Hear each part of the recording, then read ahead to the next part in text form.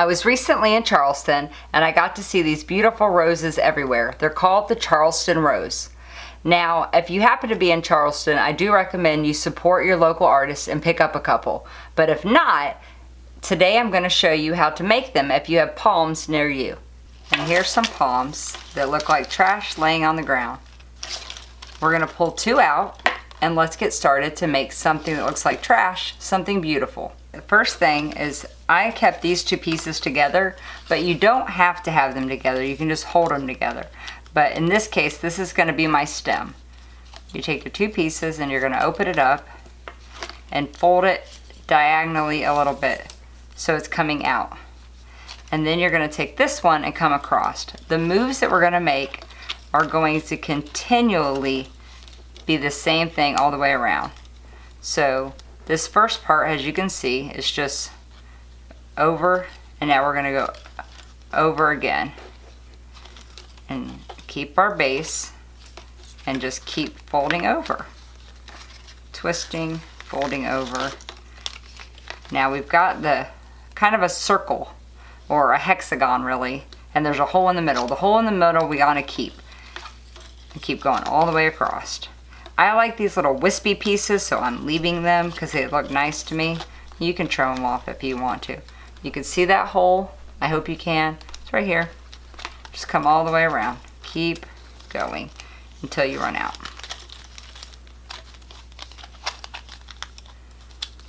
I'm going to stop and kind of show you. This is in between here. I'm holding it. Keep going around and around. I prefer to use the green or something still kind of newly fallen off of the palm tree because it's pliable, it bends well. As it dries, it will keep it sturdy because it will form. When it dries, it'll stay formed.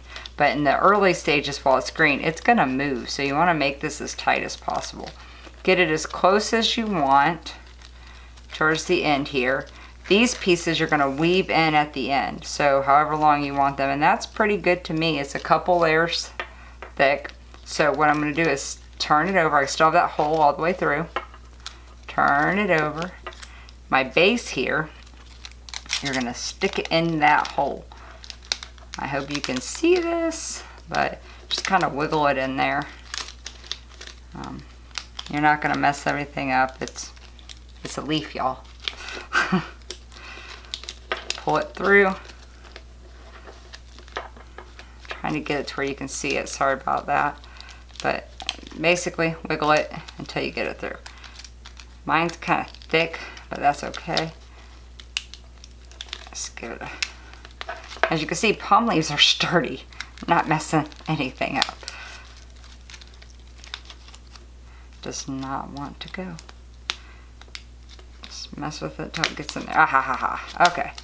Once it's in there, just kind of tighten it up. Now here is where you're going to make your rose. Turn it counterclockwise. Just kind of twist it. Holding the base of it in between my hands like this. I'm holding it tight. These pieces over here tucked nicely. And keep twisting until you get the desired flower that you want. And ta-da! Look at that. Now hold it tight. Flip it over. I'm going to take these two little pieces here and weave them in, and it's going to kind of help keep its place. So I want them right here. Like I said, I like the little wispy pieces, so I'm leaving them. Just going to tuck these right in here. That's why I like them long. Kind of gives you something to pull from. Nails help. Pull them through, tighten them up, and it kind of helps keep this nice and tight. And ta-da! You have a Charleston rose. Look at that little beauty. Ta-da! Trash to something pretty. And again, if you're in Charleston, I do recommend buy one from the local vendors. Support them. But if you happen to have palm leaves you're throwing away, make a beautiful rose.